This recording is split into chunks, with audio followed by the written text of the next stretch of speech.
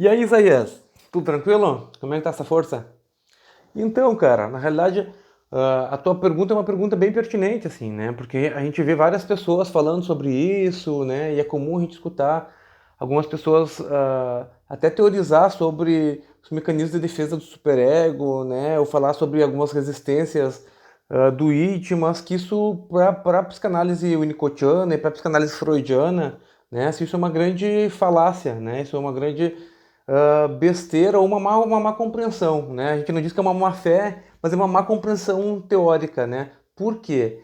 Porque a gente diz que os mecanismos de defesa são do ego, porque o ego é quem faz tudo, né? Assim, ó, mas o ego é quem faz tudo tentando se defender justamente do id e do superego, né? Então, e da realidade. Então, assim, ó, óbvio que o id faz parte dos mecanismos, óbvio que o superego faz parte dos mecanismos, né?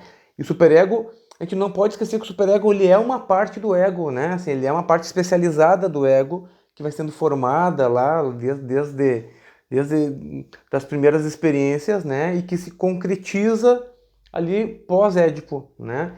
Então, óbvio que eles, nessa formação de compromisso que tu falaste, óbvio que eles têm um papel fundamental aí nisso tudo, né?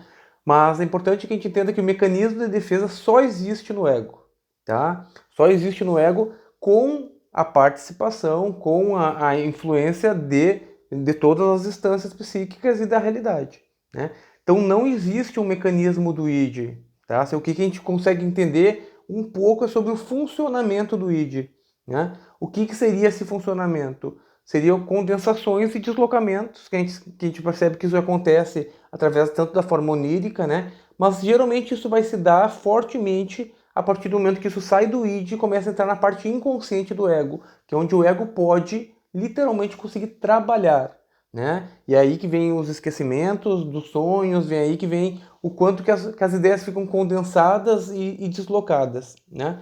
Então, uh, não é real a ideia de um mecanismo de defesa uh, do id, né? Do isso, né? Isso não tem defesa, isso não tem não, muito menos defesa, né?